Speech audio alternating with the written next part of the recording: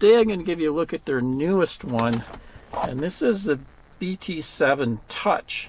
So it's a lot like the Byte Tango 7 in that you can use up to 4 cameras with it, but they've made the display much nicer, smaller, and it's now a touchscreen display. So this particular model just comes with the 1 camera, but like I say, you can add extra cameras. You can get turn signal cameras and a different type of rear view camera. So let's pull it out of the box and we'll see what's included in this package. And then I will go through the settings, and then I'm going to hook it up and do some testing with our RV on my next trip to my next campground, and then I'll give you some footage of what it records. Okay, first off we got a pair of manuals. Here's the new manual for the BT Touch, and then there's a manual for the various cameras that are compatible with it. This package came with the BT128. You can see there's also some side marker ones, and then there's one rear one that has a built-in rear marker light. There we go. There it is. So it looks a lot like a cell phone screen. You can see it's nicely rounded on the edge. I think they call that 2.5D or something when it's rounded like that. So it helps with the touch screen. On this side we got a couple ways to power it. There's a DC input and a Type C USB, and then the power button.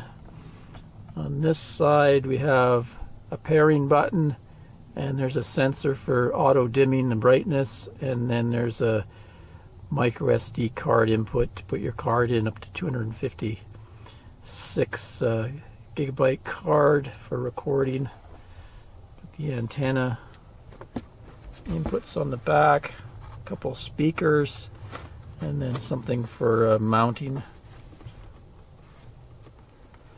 So it feels fairly hefty, but I was looking at it, it only takes 6 watts to power it, so not much power at all. And I think they've improved the heating. The older ones would get quite hot. I read that this is a little bit less hot running than the other ones. So it looks good. That's a full 7-inch display there, BT7. And we got various ways to mount it here. There's a suction cup mount for your windshield,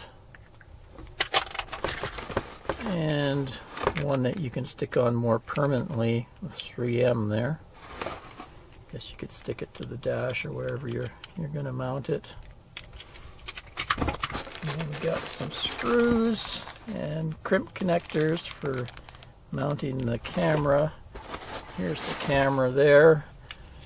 Now I've mounted several of these, so I can link back to those if you want to see how to mount the camera on the back of the rig and get power to it.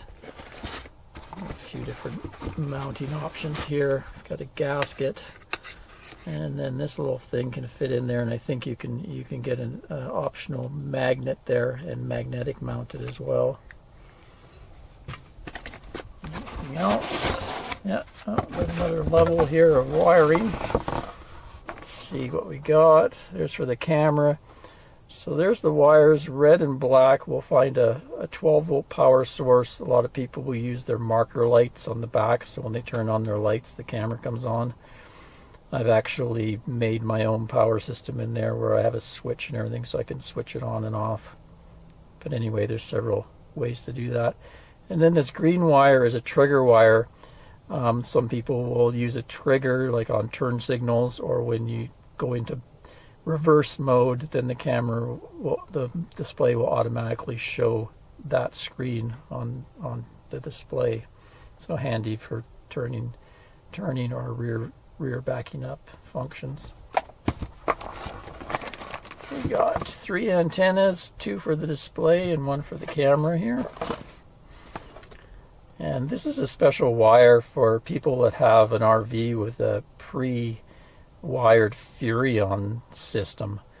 It can plug straight into that. Makes wiring it up to that pre-wired factory system easier. This is a pairing cable so that you can make sure your camera and display are going to work without, climbing up and mounting it and then trying to pair it while it's up there. Just makes it a lot easier for you to get things set up.